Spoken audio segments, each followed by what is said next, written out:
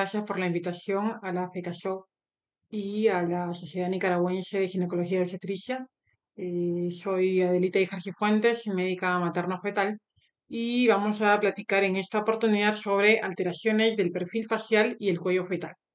Vamos a ver. La evaluación de la cara es una parte importante de la evaluación del feto en su totalidad. A ver, hace poco en realidad hacíamos la evaluación de la ecografía, pero la cara, si bien es cierto que nos deteníamos en los labios y ello, no tomábamos de repente mucho en cuenta más detalle, los ojos, la mandíbula, el perfil y todo ello. Y como que lo hemos ido pasando de manera muy somera. El punto es que el perfil fetal dentro de la evaluación del feto es muy importante porque puede traducir patologías que a futuro tengan mucha trascendencia, incluso no solo en la morbi, sino en la mortalidad fetal.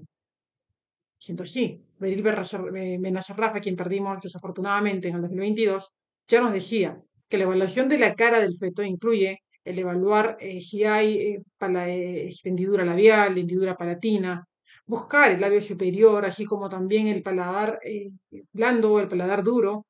Y esto es importante determinarlo porque hay hendiduras faciales que pueden estar asociadas con otras patologías de fondo mucho más complejas, como lo puede ser una leprosencefalia, una banda amniótica, una microsomía hemifacial, entre otras alteraciones. Otros defectos faciales que son detectables en el diagnóstico prenatal es el hipotiroidismo, hipertiroidismo, microftalmia, micrognatia, hipoplasia del maxilar, anormalidades en general de las suturas e incluso las orejas fetales. Entonces, la evaluación del rostro no es nueva, es algo que ya sabemos o sabíamos que existe, pero en lo que aún no nos detenemos mucho como debiéramos. De pronto, por el tiempo corto que tenemos para realizar ecografías, pero debemos entender la trascendencia que tiene evaluar esta estructura del organismo complejo que es el feto. Pues bien, este es un perfil y desde ahorita empiezo lo que probablemente les remarque durante toda la charla. El perfil y la evaluación de las alteraciones o anomalías fetales, hacerlas en el segundo trimestre, yo creo que como especialista en medicina materno-fetal debería considerarlo, que debería considerarlo, no quiero utilizar la palabra, pero de pronto lo consideraría un fracaso que lo haga en la segunda mitad del embarazo cuando a esta paciente le he tenido desde el inicio. Puede que pase, por supuesto, la medicina no es una ciencia exacta y la formación o deformación de un feto, como es dinámica, puede que en el inicio no se vea y se vea más adelante, ciertamente. Pero si hablamos puntualmente del perfil facial, que es el tema que ahora nos llama, debemos entender que el perfil facial desde el primer trimestre tengo que evaluarlo. Esa es una ecografía de tamizaje en C14 en donde debemos entender también que pasó de moda eso, de que la ecografía de 11-14 solo es para ver la translucencia nucal. Esa ecografía es para ver muchísimas más cosas, además del hueso nasal y translucencia nucal. Como podemos observar aquí, tenemos el perfil facial, tenemos la punta de la nariz, la piel, el hueso nasal, maxilar superior, mandíbula, plexos coroideo, ventrículo lateral, hueso frontal por aquí. Siempre el perfil facial, cogerlo en un plano sagital medio, tercio superior de tórax, un 75% de la pantalla para poder visualizar mejor esas estructuras. La translucencia nucal claramente, pero dentro del cráneo tres anecogenicidades que tengo que observar cuando observo el perfil del feto en estas semanas, que es el tronco encefalocraneano, el cuarto ventrículo o translucencia intracraneal, que también tiene una medida y una tabla para determinar alteraciones a nivel la columna vertebral, mielomeningocele y esas cosas, y la cisterna magna, aquí el diencéfalo o futuros tálamos. Entonces, en esta toma ya observo yo que prácticamente están alineados la punta de la nariz, labio superior y labio inferior. La mandíbula ciertamente ligeramente un poquito más atrás en relación a la punta de la nariz, pero totalmente aceptable, normal para verlo esta semana. Además, no solamente estoy viendo el perfil, ya les mencionaré también más adelante la otra parte de la charla, estoy viendo también la región cervical y en este contexto estamos dentro de lo aceptable. Las alteraciones que se pueden dar en el primer trimestre respecto al perfil facial implican alteraciones a nivel de la porción superior del cráneo fetal, como estoy remarcando con la línea anaranjada, alteraciones en la fosa posterior, como remarco con el resaltador verde, y las que nos competen ahora, alteraciones del perfil facial. Ciertamente, cada región, en la que he dividido tres regiones, tiene sus patologías propias. La línea naranjada que hice al inicio está aquí al medio, ¿no? Alteraciones en la parte superior craneal puede determinar una falta del cráneo y ver la secuencia acránea, exencefalia, estamos aquí en exencefalia, que posteriormente va a ser una anencefalia, anomalía en el cierre, unión de las suturas craneales, que me va a dar un encefalocele o alteraciones diferentes. Aquí, este perfil facial con una alteración arriba, viendo un ventrículo único, probablemente una holoprosencefalia. Cuando tengo la alteración en la fosa posterior, como les había remarcado con el resaltador verde, ¿no? Fosa posterior, vemos aquí una tremenda translucencia nucal, vemos aquí estas tres anecogenicidades que les mencioné a nivel del tronco encefalocraneano, translucencia intracraneal. Cisterna magna solamente veo dos, me obliga a buscar la columna vertebral de todas maneras, porque ya esto no es normal. O en todo caso que observe solo una columna anecogénica como veo acá. Hay una alteración que tengo, me obliga a ir más a detalle y buscar qué está pasando. Y venimos aquí al tema, esta última columna, el perfil facial. Miren ustedes, el perfil facial alterado desde que veo un hueso nasal hipoplásico no lo veo en el perfil. Todas estas ecografías son de la semana 11-14, son ecografías de tamizaje, para que entiendan que es en estas semanas en donde yo tengo que centrarme para hacer el diagnóstico prenatal y no esperar todavía el segundo trimestre de, como les digo, si yo soy una especialista en medicina materno-fetal o una ginecóloga que me dedico de lleno a las ecografías, tengo que ponerme como meta, procurar siempre diagnosticar todo lo que pueda, la gran mayoría de alteraciones en este trimestre, al inicio, no al final, no a la mitad tampoco. Aquí vemos, por ejemplo, que el maxilar superior tiene una hendidura. Aquí vemos que esto debería ser hiperecogénico, que es el maxilar superior, pero vemos aquí una hendidura anecogénica. En este caso también vemos una alteración porque normalmente aquí debe haber una angulación, como ya veremos en las medidas que vamos a realizar, y aquí estamos en 90 grados, hay una retrognatia. Y bueno, estas son las alteraciones entonces que les mencionaba. Ahora, eso es a nivel de repente de partes blandas, lo que voy a ver de forma inicial. Pero si me voy a la parte profunda, hay alteraciones craneales que también se pueden hacer en esa ecografía 11-14, increíblemente. Entonces, una evaluación en el 3D en modo esquelético me permite evaluar, como vemos aquí, la gran mayoría de estructuras óseas a nivel craneal. Es decir, el hueso frontal, la fontanela bregmática, la sutura coronal, hueso parietal, la fontanela esfenoidal aquí, la unión del frontal con parietal y el hueso temporal. También vemos el hueso esfenoides que va a dar el piso del globo ocular, hueso nasal futuro, maxilar superior, el hueso cigomático, el maxilar inferior o mandíbula, como vemos aquí, la rama mandibular, apófisis mastoides, la coronoides por aquí y la sínfisis mandibular, ¿cierto? Bueno, el resto de estructuras aquí, ¿no? Cúbito, radio, mano, húmero y eso. La ecografía es el examen que actualmente en medicina materno-fetal es la mano derecha, izquierda y todas las manos, porque con ecografías podemos diagnosticar muchísimas alteraciones. A ver, un buen ecógrafo y por supuesto una buena ecografista, ¿no? Interesante esta ecografía que les muestro porque miren ustedes, no sé si se logran dar cuenta, ¿qué vemos allí de raro? Habiéndoles mostrado ya los perfiles, algunos perfiles faciales, uno normal y algunos alterados, ¿qué nos llama la atención en esta imagen? A ver si se pueden dar cuenta. Entonces les ayudo.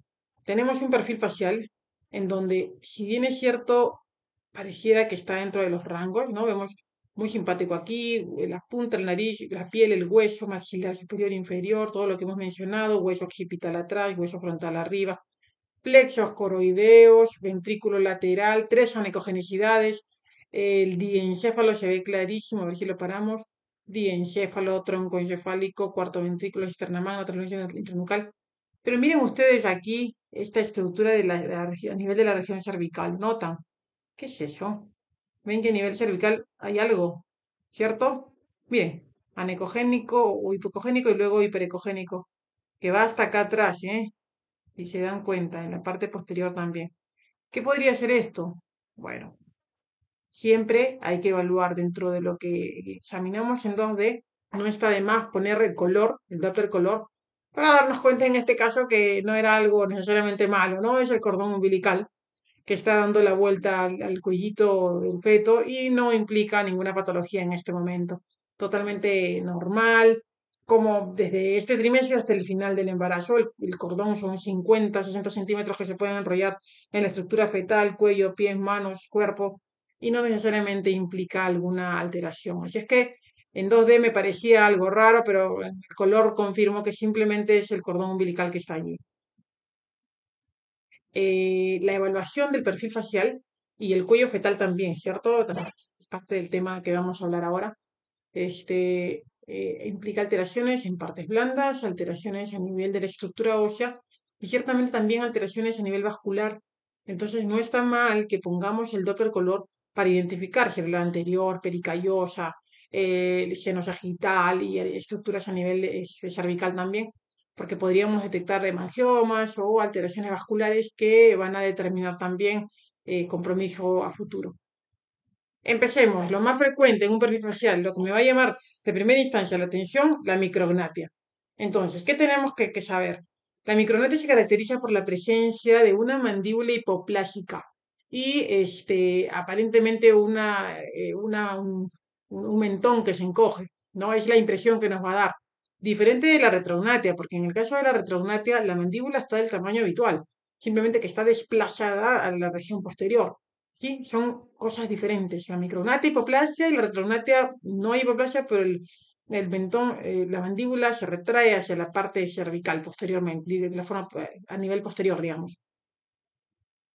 Lo interesante en estas dos patologías, la micrognatia y la retrognatia, bueno, que bueno, a veces van a ir juntas, pero lo importante aquí es entender que ya sea esta hipoplasia a nivel de la mandíbula o este desplazamiento posterior de la mandíbula, como en el caso de retrognatia, lo que van a hacer es que van a empujar a la lengua hacia la parte posterior y esta lengua va a ubicarse de forma posterior y anterior, o sea, posterior y superior, para que se entienda mejor, haciendo como una cavidad en la parte del paladar. Esto lo que va a condicionar es que va a impedir el cierre de los procesos palatinos que se dan a nivel superior, a nivel del paladar blando, paladar duro, porque la lengua va a impedir ese cierre y va a condicionar un paladar arqueado, un paladar alto o en muchos casos una hendidura palatina con un compromiso consecuente de vía aérea superior y todo ello, además de una glosoptosis, porque no va a haber una ubicación correcta de la mandíbula para que la lengua pueda tener una ubicación normal. Entonces, es tanto la micrognatia como la retrognatia, se ve en asociación con muchas patologías, sobre todo la micrognatia. Estas patologías pueden ir desde cromosomopatías, bastante frecuente, dentro de todas las micrognatias, el 66%, 66 al 70% se ha encontrado cromosomopatías. También hay otras alteraciones como el síndrome de Goldenhar, la secuencia de Pierre-Robin, es secuencia de Pierre-Robin porque implica un complejo de alteraciones que no solamente se queda en Pierre-Robin syndrome. Treacher-Collins syndrome, por ejemplo. Y dentro de las alteraciones cromosómicas más frecuentes tenemos la trisomía 13, trisomía 18 y la trisomía 9. Por este motivo es que la detección de una micrognatia o retrognatia a nivel prenatal nos obliga a hacer una evaluación detallada del feto, porque suele estar acompañado de alteraciones genéticas. De hecho, yo tengo que hacer la evaluación multidisciplinaria y definitivamente hacer una interconsulta o conversarlo con genética para prepararnos incluso al momento final, y por eso es que hablo de un equipo multidisciplinario porque muy probablemente en el parto esta criaturita necesite un soporte de la vía aérea de forma inmediata. En este caso, tenemos nuevamente una ecografía, semana 11, semana 14, donde el perfil es muy importante y eso quiero que se les quede grabado. Para que yo pueda entender la patología, tengo que familiarizarme con con la anatomía del ultrasonido normal, de la anatomía normal del feto. Y de este modo va a ser más fácil para mí detectar cuando realmente algo está fuera de lo habitual. Entonces tengo ahora esta imagen. Seguimos en ecografía MC14, ¿eh? porque cuando ustedes hagan la revisión, por ejemplo, del tema, van a encontrar que las referencias bibliográficas te llevan, sí, en el segundo trimestre, la morfológica, semana 22, 23, 20, para arriba, es muy tarde ya. La primera ecografía, la primera imagen, esta de aquí, es de un feto de 13 semanas y podemos ver una micrognatia marcada, marcadísima. Y no solamente eso, también una translucencia nucal elevada, las orejas de implantación baja. En este caso, esta segunda imagen es de la semana 12. En este 3D renderizado podemos observar estas zonas de osificación, esta puntualmente que es el maxilar superior, esta que es el maxilar inferior. Imagínense el grado de micrognatia que tenemos, porque hay una hipoplasia aquí. Hipoplasia y micrognatia y retrognatia si quieres, pero definitivamente hay una hipoplasia del proceso mandibular, acompañado también de una translucencia nucal elevada. Entonces, en este caso sí se confirmó que era una secuencia Pierre-Robin. Eh, Imagínense, desde estas semanas podemos ver estas alteraciones y la importancia también del 3D, 4D, que de pronto ya nos ayudan para poder ver la estructura superficial de la patología que tengo frente a mí, y es importante, partes blandas como las orejas también, y para que la madre pueda ver cómo es el feto de acuerdo a lo que le estamos presentando, porque podemos mostrarle las imágenes en 2D y explicarle o dibujarlo incluso, pero no va a ser lo mismo a que ella vea su propio feto como le estamos mostrando en este momento. Entonces, en este caso, por ejemplo, ¿qué me llama la atención? Tengo una ecografía en 2D, ¿no? Ya que son unas semanas más avanzadas, más o menos 14, 15 semanas. Tengo el perfil facial, el hueso nasal y todo ello. Miren que tengo el maxilar superior y el maxilar inferior está aquí atrás. Está pequeño, no está como habitualmente lo voy a ver en la mayoría de ecografías. La punta de la nariz adelante y esto está aquí atrás. Esto es una micrognatia en un feto de 15 semanas. Eh, Ahora, esta imagen, ¿por qué la ponía? Porque antes en nuestra evaluación se basaba en evaluar de forma subjetiva. De hecho, es el arranque, ¿no? Nosotros hacemos una ecografía de barrido al inicio y lo primero que nos va a llamar la atención es, o sea, la primera forma va a ser de manera subjetiva. Y de esa forma subjetiva, entonces voy a proceder a hacer los índices que ya existen actualmente. Miren que el Jaw Index, que es lo que van a encontrar, el índice mandibular, se publicó en 1999, lo publicó Palladini. 1999, hace 24 años, eh, en donde se hacía la siguiente medida. Primero es que cogían los procesos las ramas mandibulares, vamos acá. Estas son las ramas mandibulares, ¿sí? A y A. Esta es la sínfisis mentoniana, ¿sí? Y a nivel del final de las ramas mandibulares, digamos la rama mandibular ascendente, a ese nivel, voy a trazar una línea que una ambas ramas mandibulares, como lo veo aquí en el esquema, y una que una la sínfisis mentoniana perpendicular a esta línea que tracé al inicio. Entonces tengo un diámetro transverso y un diámetro antero-posterior. ¿Cuál es la idea? El diámetro antero-posterior entre el diámetro biparietal multiplicado por 100 me va a dar un índice, y eso es importante saber. ¿Por qué? Porque aquí tengo las estadísticas y percentiles que se hicieron en otro estudio, bueno, en este caso en el estudio de Palladini es el que estoy poniendo en el de 1999, en donde con este índice, el Jaw Index, lo que voy a establecer es que el intervalo, el percentil 50 de una medida estándar adecuada va a ser 32.2 con esta desviación estándar de 4.9. ¿Ya? Entonces, considerando que va desde el rango pues de más o menos 25 hacia más o menos 50 o 49, porque los percentiles, debajo del percentil 5 va a ser 24. Y esto va a ser francamente patológico y positivo para micrognatia.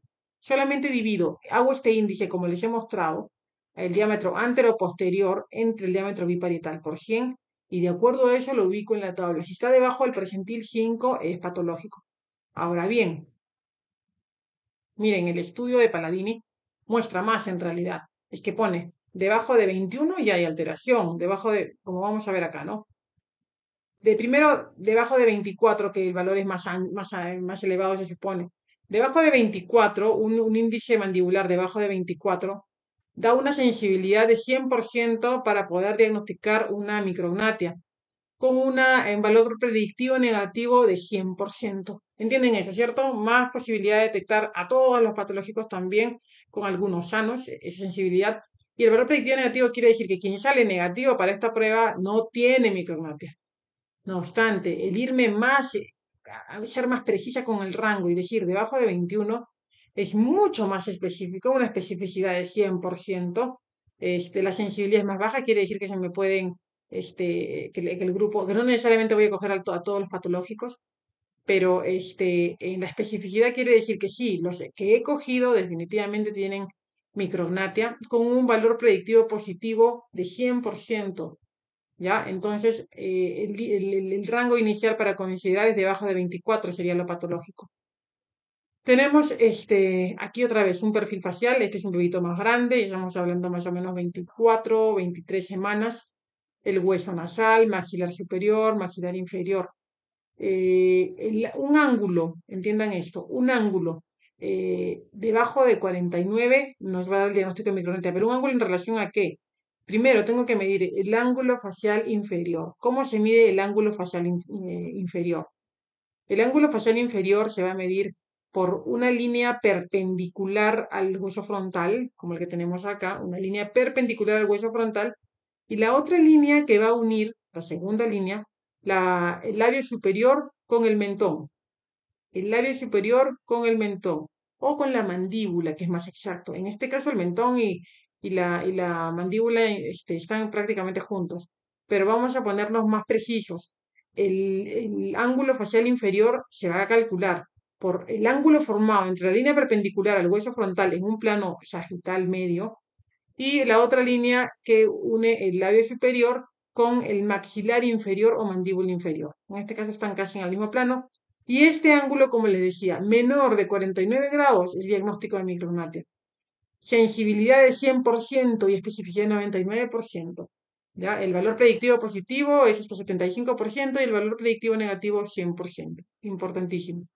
Entonces, bien, los grados normales van a ser de 65 más menos 16 grados. Eso es lo correcto. En este caso, nuevamente, hueso frontal. La primera línea perpendicular al hueso frontal y la segunda línea que une el labio superior con el mentón maxilar inferior. ¿Cuánto mide esto? 70 grados. Y en este caso, perpendicular al hueso frontal, labio superior con el mentón que está aquí atrás. ¿Sí? 30 grados. Definitivamente esta es una micrognatia. Sensibilidad de 100%, especificidad de 99%, ángulo facial inferior. Hay otra medida para realizar en el perfil facial que va a ser el ángulo frontonasomentoniano, que va a implicar una línea que atraviesa de forma superficial, que va de forma superficial a nivel del hueso frontal y la punta de la nariz, y la otra línea que va de la punta de la nariz al mentón, como vemos acá.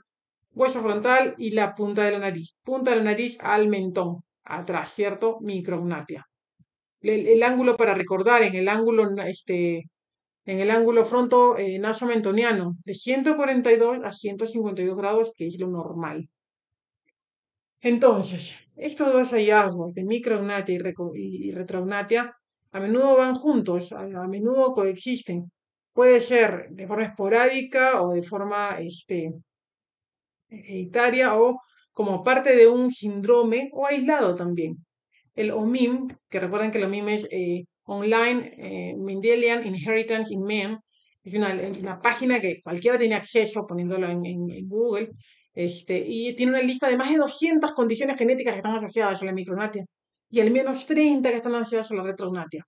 Y obviamente alteraciones cromosómicas que se han reportado desde un 25 a 66% de fetos con micrognatia. Eso les había mencionado en un inicio, ¿no? Del 100% de fetos con micrognatia, 66 o 70% tienen una alteración cromosómica. Por lo tanto, el hallazgo de la micrognatia me obliga a que yo haga una prueba invasiva para descarte de cromosomopatías.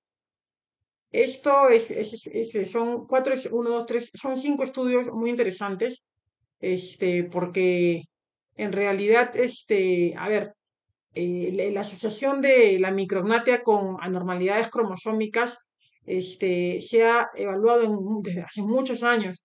Uno de los primeros estudios, por ejemplo, en 1988, Sprintens, que lo que hizo es en 60 fetos evaluó y encontró que la incidencia de anomalías asociadas era hasta un 82%, solamente evaluando la micrognatia y las anomalías asociadas, ¿no?, a este hallazgo ecográfico.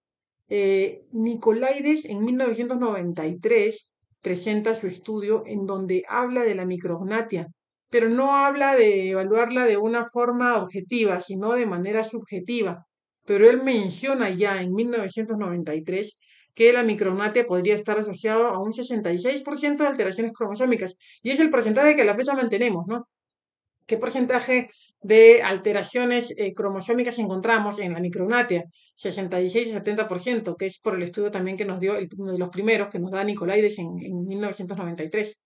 Ya luego vienen otros estudios como el de Betraíno en el 2003, 15 fetos, poca la población, 93% de alteraciones asociadas en el caso de la micrognatia, Lueders es de lo más reciente, en el 2011, que lo publica en la revista Blanca de la ISUOC, donde con 54 fetos se encuentra una incidencia de anomalías cromosómicas de un 74% y anomalías asociadas en un 93%. Miren las anomalías asociadas en general en todos los estudios.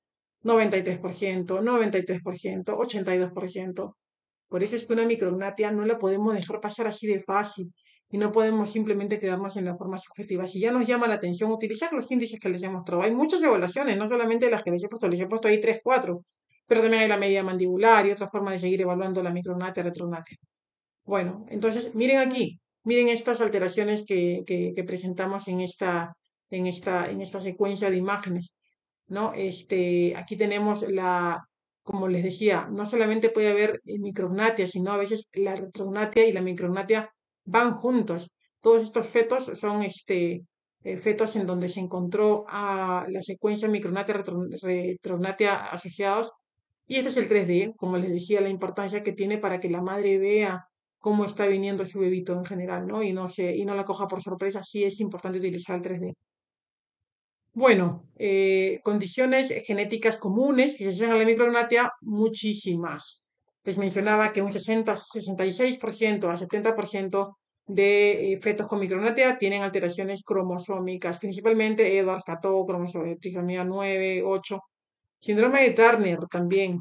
El síndrome de George 2211, la deleción del cromosoma 4, 5, el síndrome de Pallister-Killian, pero también anomalías mandibulares primarias asociadas al resto de alteraciones, como puede ser, a ver, este es un poquito antiguo, el síndrome de Pierre-Robin ya no, es la secuencia de Pierre-Robin por el conjunto de alteraciones o el espectro de alteraciones que tiene el Pierre-Robin. Síndrome de Treacher-Collins, síndrome cerebro-costomandibular, displasia mandíbulo-acral, síndrome oromandibular, hay también alteraciones musculoesqueléticas o neuromusculares asociadas a la micrognatia, artrodiposis, síndrome de pterigo múltiple, la osteocondrodisplasia y otras alteraciones sindrómicas en general, síndrome de Mickel-Gruber, síndrome de Noonan, Smith-Lemli-Opitz, Russell-Silver syndrome y todo ello, Harlequin syndrome, Bewey-Wiedemann syndrome, ¿no? En caso de displasia musculoesquelética también. Bueno, perdón, en caso de displasia mesenquimal de placenta, que se asocia al Bewey-Wiedemann syndrome. En el caso, quinta o sexta vez que lo menciono, de todas las micrognatias, el 66% a 70% se detecta un cariotipo anormal. Por lo tanto, el hallazgo de micrognatia en la ecografía me obliga a hacer un cariotipo, una prueba intervencionista con tipo amniocentesis o biopsias escoriales y estoy todavía antes de la semana 15 para descartarla. Una diapositiva nada más, porque es un tema inmenso, una diapositiva nada más de la secuencia de Pierre-Robin. Como dijimos, se caracteriza por micrognatia, glosoptosis y obstrucción de la vía aérea, porque al haber la micrognatia y o retrognatia, como vemos aquí ya en los nenes, la lengua va a ser desplazada hacia atrás y hacia arriba, impidiendo el cierre de los procesos palatinos y quedando una hendidura a nivel de paladar blando, paladar duro y condicionando a veces un paladar ojival, un paladar alto. La secuencia Pierre-Robin puede ser aislada en 20 a 40% de los casos. Los cambios a nivel del DNA se realizan, se encuentran, perdón, a nivel del gen SOX9, es la causa genética más frecuente. El microarreglo funcionaría mucho mejor en el caso de una alteración tipo micronatia retrognatia, pero en nuestro medio, no sé cómo irá allá en Centroamérica, pero al menos aquí en Perú, los costos son bastante caros, que van de 1.000 a 1.500 dólares y no es necesariamente asequible al bolsillo del poblador de a pie. Bueno, en estudios antiguos, más del 80% de individuos afectados con la secuencia de Pierre-Robin fueron diagnosticados con un síndrome genético. O sea, por eso es que les digo la secuencia de Pierre-Robin, porque no es que solamente tenga ello, suele ir en conjunto para hacer el diagnóstico de una alteración genética mucho más grande. Este es un feto de 32 semanas, 6 días. Interesante porque, a ver, primero las alteraciones se encontraron en la ecografía, pero se confirma con la resonancia porque de todas maneras, si yo tengo una alteración ya detectada a nivel ecográfico, tengo que hacer la resonancia porque se complementan para evaluar qué tanto compromiso hay de vía aérea. Ese es el problema en estos casos de micronatia ortognatia. Es la vía aérea la que me va a importar, porque con eso voy a definir la vía del parto para ver si este bebito lo va a lograr o no. En este caso, se observa pues una micrognatia con retrognatia marcada, una lengua que obtura, ocluye o eleva el paladar duro, como vemos aquí, el paladar blando también, una sindactilia, unión del tercer con quinto dedo, que se configuró después dentro del diagnóstico de un síndrome de Naggers. El diagnóstico prenatal de micronatia retornatia es importante realizarlo en el momento, lo más precoz posible, para determinar, como les decía, el modo del parto, el manejo que se va a hacer de la vía aérea sobre todo. La mayoría de fetos con micronatia tienen más cosas, así es que no los puedo dejar pasar por agua tibia, porque dependiendo de ello, el diagnóstico va a ser, el pronóstico, la consejería que le dé a la madre va a ser, los padres en general, va a ser, la consejería va a ser determinante. La micronatia y retornatia se pueden asociar con este estrechamiento de la vía aérea en varios casos. Entonces, la hipoplasia mandibular, como les decía, tiende a desplazar la lengua y condicionar esas alteraciones que se presentan pues no solamente en la micronatia retornatia aislada, sino también en la secuencia de Pierre-Robin. Ese es otro tema que tomaría mucho más tiempo, pero lo menciono porque de todas maneras dentro de la evaluación del perfil facial es importante recordar el paladar hendido y el labio y la fisura labial. Nuevamente volvemos al OMIM, el Online Mendelian Inheritance in Men, y el Centro Nacional de Biotecnología, es una base de datos grande en donde se encuentran, les decía, como 200 alteraciones genéticas asociadas a la micronatia retornatia o micronatia puntualmente. Micronatia, unas 200 alteraciones en el OMIM. En el caso del labio paladar hendido, o labio o paladar hendido, hay 198 condiciones genéticas asociadas. Lo más frecuente entre las cromosomas, alteraciones cromosómicas, está la trisomía 18, ya sea compromiso unilateral de paladar o de labio. Y en el caso de la trisomía 13, sí el compromiso suele ser bilateral, de labio y de paladar. Aquí vemos, tenemos aquí una resonancia, ciertamente con la ecografía puedo evaluar y ya está, pero la resonancia me da a veces un poquito más o la evaluación de distintos planos o me ayuda a precisar ciertas alteraciones. No la debo descartar del todo. Si se da la chance, si tengo la posibilidad de hacer una resonancia, me complementa el estudio, va bien. Ahora, les repito, la ecografía bien hecha es bastante informativa, ¿no?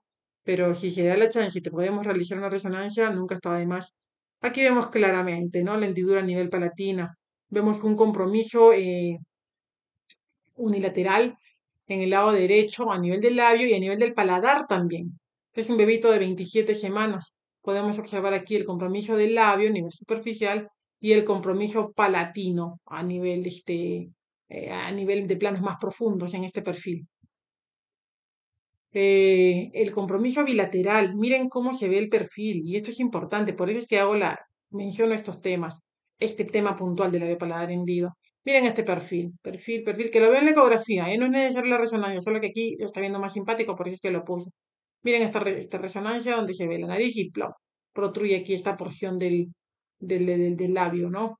Generalmente es más grotesco cuando tenemos compromiso bilateral, como en este baby que tiene 32 semanas. Entonces vemos una hendidura palatina y hendidura labial por eso es que protruye esta porción de la parte blanda, y en el corte coronal podemos observar el compromiso también palatino. Con esto cierro esta parte de las hendiduras, porque en realidad el sistema de hendiduras craneofaciales, que lo clasificó Tessier, abarca desde las partes blandas, como se ve en la foto A, y ahí ven 1, 2, 3, 4 y todos los compromisos, y la parte a nivel ósea, como se ve en el esquema de la imagen B. Ya las líneas punteadas, como dice acá, no son determinaciones un poquito imprecisas aún, pero se ha querido a través de este sistema poder nombrar, catalogar, nominar a el feto al recién nacido cuando se le recibe, para poder hacer el abordaje con cabeza y cuello, cirugía plástica y lo que corresponda. Este es un caso muy simpático. Y miren que ya de pronto no lo estoy repitiendo tantas veces porque es evidente que a más temprano, a más precoz el compromiso, o el hallazgo de la alteración en el perfil facial es mucho mejor para proyectarme a futuro, o para de repente la interrupción legal del embarazo si existe en sus países, ¿no? Dependiendo de lo que trae asociado a esta bebé.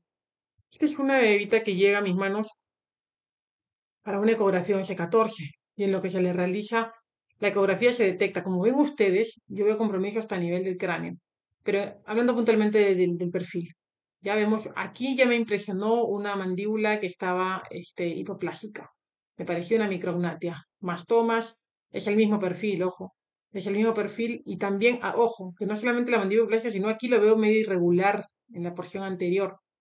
Bueno, aquí igual, ¿no? Un poquito irregular, y la mandíbula, miren, la mandíbula me parecía hipoplásica. Esta es una imagen más en donde la parte anterior me parecía medio alterada. Bueno, mejor es un video. Hago un video, y en el corte coronal, 13 semanas, ojo, ¿ah? En el corte coronal, bueno, en este corte es un corte axial. Miren a nivel del paladar, miren acá, labio, ¿sí? Labio, lengua. Otra vez, coronal, aquí arriba. Coronal, el labio se ve como una carpita. Y aquí en el corte axial, miren aquí, paladar duro se dio primero, y luego el nivel del labio. Era un labio paladar hendido, semana 13, ya, con mayores compromisos a nivel del resto de estructuras que le describí después. Tenía pie equinovaro y varias cosillas. Se le hizo cariotipo.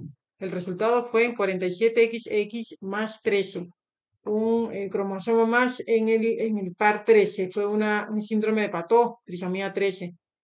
Y bueno, hubo interrupción del embarazo en este caso. Pero, o sea, a eso voy, diagnóstico precoz para evitar toda la carga emocional que implica continuar con un embarazo que desafortunadamente no lo va a lograr.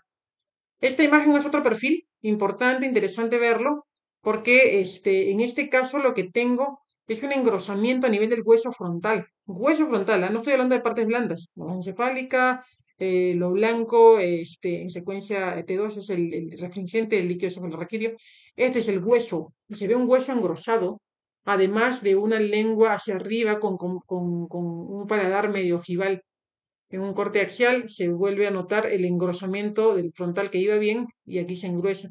Al final fue un síndrome de Baller-Gerol, que es bueno que lo revisen para tener en conocimiento y saber, pero este perfil no es normal. Segunda parte de la charla y parte final, el compromiso a nivel del cuello. Y a nivel del cuello fetal también vamos en el primer trimestre. Ya entendamos lo siguiente. ¿Cuáles son las características a nivel ecográfico de los tumores cérvico-faciales en un feto? Este es un estudio del 2015 en donde se hace el ultrasonido a 44 fetos con tumores cérvico-faciales. ¿Cuál es la incidencia? El tumor más frecuente a nivel cervical o cráneo cervical en el caso de los fetos fue las malformaciones linfáticas. ¿Cómo se ven las malformaciones linfáticas en una ecografía? Son tumores hipoecoicos, tumores a nivel de región cervical que se observa oscuros, ¿no? Que implican que tienen un contenido anecogénico líquido. En el grupo, lo siguiente en frecuencia fue el epignatus, un tipo de teratoma, que ya lo van a ver ahora en las imágenes. Son tumores hiperecogénicos irregulares que van desde la cavidad oral o la faringe y protruyen o ocluyen completamente la vía oral. Siguiente fue los teratomas craneofaciales o teratomas cervicales, 7%. Lo mismo, ¿no? Masas hiperecogénicas, tumores hiperecogénicos, con algunos componentes hipocogénicos porque es heterogéneo. En diferentes áreas de la cara o de la columna también, porque pueden llegar hasta la parte posterior. Lo otro son los hemangiomas. Y recuerden que cuando poníamos en las imágenes iniciales, ¿no? Que no solamente vean el 2D, sino no pierden nada presionando el botón de color para ver si hay alteraciones vasculares que se están presentando en este feto, tipo los hemangiomas. Como vemos aquí, son imágenes bien delimitadas, son tumores aislados, con una vascularización incrementada, ricamente vascularizados sin dudas. Hay tumores tiroideos, de hecho en esta serie se describieron 2% de tumores tiroideos, que fue uno al final en conteo absoluto. Son imágenes hiperecoicas, ya se dan parcialmente cervicales, son difíciles de diagnosticar a nivel prenatal, para serles franco. Son muy difíciles de diagnosticar a nivel prenatal. Va algo hipocogénico con hiperecogénico, pero está justo a nivel cervical casi superficial, la tiroides, ¿cierto? Difíciles de diagnosticar en la etapa prenatal, pero bueno, ahí está, lo encontraron. Empezamos. Teratomas cervicales. Los teratomas son los tumores congénitos más frecuentes a nivel fetal. ¿Ya? Son los más frecuentes. Generalmente la localización es a nivel de columna vertebral, esa es la localización más frecuente. Pero la segunda localización más frecuente es a nivel de la región de la cabeza y el cuello, como estamos viendo aquí. Son masas heterogéneas, grandes, ecogénicas, hipoecogénicas, anecogénicas. El diagnóstico prenatal se puede hacer con la ecografía o con la imagen con resonancia. Esta es una ecografía y se ve clarísimo, ¿cierto? Se ve clarísimo. Aquí ya nació el bebé. La incidencia es 1 en 50.000, estamos hablando de una incidencia bien baja.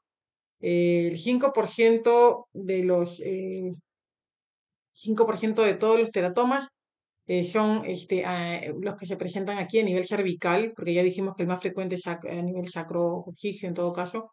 5% de los teratomas, siendo la segunda localización más frecuente a nivel cervical. En el ultrasonido son masas sólidas, tienen componentes quísticos, ya les dije. Se localizan en forma anterolateral, a nivel del cuello. Son tumores que crecen rápidamente y a diferencia de las patologías a nivel del perfil facial que hemos mencionado, suelen crecer en el segundo o tercer trimestre de embarazo, generalmente terminando el segundo trimestre o iniciando el tercer trimestre. Como ponemos aquí, a partir de la semana 26, debido a los estrógenos maternos. Entonces, eh, se pueden extender desde la parte interna donde aparecen hasta la parte externa del feto y condicionar alteraciones incluso en la posición en la que se encuentran estos fetos. Este, como podemos ver aquí, también puede haber presencia de calcificaciones y la incidencia de alteraciones cromosómicas y defectos o síndromes genéticos no necesariamente está incrementada. Ya, miren esta imagen porque en realidad es importante considerar lo siguiente. Cuando yo tengo estas imágenes en el diagnóstico prenatal, como la que les mencioné aquí o como esta otra, lo importante es saber si mi equipo multidisciplinario está capacitado para poder hacer este abordaje. Son tumores demasiado grandes y muchos de ellos pueden fallecer en el intento de manejarlo. Entonces va a ser muy importante el abordaje que yo haga en el momento del parto. Por eso es que tengo que saberlo antes de. Ya, como vemos aquí por última vez ya, una de las últimas imágenes creo que les pongo de teratoma cervical. Esta es una resonancia magnética, que sí es importante hacerla, porque una vez que yo hice el diagnóstico con la ecografía, la resonancia me va a ayudar para el plano de abordaje que van a tener que utilizar los cirujanos pediatras, el de cabeza y cuello, el otorrino, el neonatólogo, los que sea que ingresen en ese momento del parto, porque muy probablemente se realice un exit para que se pueda manejar mientras todavía el cordón umbilical está latiendo. Porque si no, en la etapa postnatal, cuando ya clampamos el cordón y el bebito tenga que respirar a través de esa masa, va a ser imposible. Entonces, esos tumores condicionan anemia fetal por el gasto incrementado que tiene. Trombocitopenia porque a nivel de esas estructuras hay secuestro de glóbulos rojos y las plaquetas también. Entonces hay una plaquetopenia, anemia fetal, falla cardíaca secundaria a la anemia, al gasto cardíaco, hidroplacentomegalia. Puede haber también polidramnios porque el bebito no puede emitir el líquido amniótico. Y podría ser la madre un síndrome de espejo, con sobrecarga, con preeclampsia, con edemas. ¿Listo? Entonces estos bebitos también hay que evaluarlos en el plano de la ecocardiografía, hacer un pico sistólico de la arteria cerebral media para evaluar el gasto cardíaco y una resonancia magnética sin dudas. Este es un video ahí tenemos un grupo de medicina materno-fetal internacional de muchos colegas de varias partes del mundo, en donde mandamos a veces los casos, problemas que encontramos. Esta es una colega, si mal no recuerdo, fue la colega Raquel de Canarias, que nos mandó esta imagen. La estoy utilizando aquí para que ustedes vean este teratoma en este feto cervical, ¿cierto? Clarísimo. Bueno, seguimiento de los teratomas son cada 2, 3 semanas para monitorizar el crecimiento, la función cardíaca, el pico sistólico para ver la anemia fetal, el polidramio si hay presente porque puede condicionar un parto prematuro si es que hay mucha distensión del líquido. En un inicio podría ser que el láser guiado ayude para bloqueo de algunos vasos, en algunos casos. Después, cuando ya el crecimiento es grande, un poquito difícil. Tocaría en el caso de anemia hacer de repente transfusiones intrauterinas y el amniodrenaje para evitar un parto antes de tiempo. Hay que coordinar muy bien el lugar en donde se va a atender el bebito, el momento y el tipo de parto que vamos a hacer. El pronóstico, la muerte neonatal o fetal se da hasta en 80% de los casos y suele ser por el compromiso de la vía aérea. Entonces, la sobrevida después de una cirugía llega a veces hasta más de 80%, pero depende del compromiso que haya a nivel del cuello o a nivel de estructuras alrededor, que tantas intervenciones tenemos que hacerles para poder lograr el abordaje de esta vía aérea y hacer la resección completa del tumor. El compromiso estético a futuro también es algo importante. No hay incremento en cuanto a la recurrencia de estas patologías, pero si logran sobrevivir a la cirugía, como les dije, y es un dato muy interesante, más del 80% logra sobrevivir. Esta es un epignatus, miren ustedes, un teratoma también, pero que parte a nivel de la cavidad oral, faringe, orofaringe, y protruye, como lo vemos acá. Son tumores que condicionan definitivamente una obstrucción a nivel de la cavidad oral, viene con polidramnios, como podemos ver en esta resonancia, compromiso a nivel de paladar, como se puede ver aquí en este corte axial, bebito de 31 semanas. El higroma quístico es otra alteración a nivel cervical. Importante recordarla porque esto sí es mucho más frecuente. 1 de cada 800 embarazos. O sea, lo solemos ver en el primer trimestre y muchas veces fallecen. Al momento del parto, 1 en 8000, pero en el primer trimestre es 1 en 800. O sea, infrecuente no lo es. Son imágenes quísticas, como vemos aquí, bilaterales o que rodean todo el perímetro cervical. Se localizan generalmente a nivel occipital, a nivel del cuello fetal, y se diferencia de un edema nucal o una transmisión nucal elevada porque tiene tabiques en su interior. Entonces, la presencia del digroma quístico se debe a alteraciones a nivel de los vasos linfáticos a nivel cervical, a nivel del cuello, y en su gran mayoría suelen ser linfangiomas. 75% de los linfangiomas fetales se localizan a nivel del cuello, 20% en la región axilar y un 5% a nivel torácico, abdominal, extremidades. Entonces, el gran grupo es a nivel cervical, a nivel del cuello. Este es un higroma quístico también, un perfil como muy silvestre que veníamos a hacer y tenemos una translucencia que se va pues hasta más o menos 11, 12 milímetros, como vemos por aquí, no entra en la foto. El pronóstico o la muerte en el caso de estos fetos es hasta un 80%. También va debido a la obstrucción de la vía aérea. Si sobrevive, si lo logran, hasta un 80%. La recurrencia no se ha visto necesariamente en este caso de patologías, pero es importante igual hacer el diagnóstico prenatal. Las anomalías asociadas en el caso de higroma quístico son principalmente el síndrome de Turner, hasta en 50% de los casos, o incluso cuando fallecieron, ya es el cariotipo y era un síndrome de Turner. Los síndromes genéticos, hasta un 40% de los casos, la gran mayoría son síndrome de Noonan, ya autosómicos dominantes en más del 90%, se caracteriza también por ser mutaciones de novo. Ya, ahora, el síndrome de Noonan, recordemos, viene no solo de higroma quístico, sino también hiperterorismo, estenosis pulmonar, compromiso cardíaco, restricción de crecimiento uterino. Pero hay otras patologías que también me pueden dar este higroma quístico. El síndrome de división múltiple, que es autosómico recesivo, a diferencia del Noonan, y que viene con contracturas en las extremidades, microcefalia, micrognatia.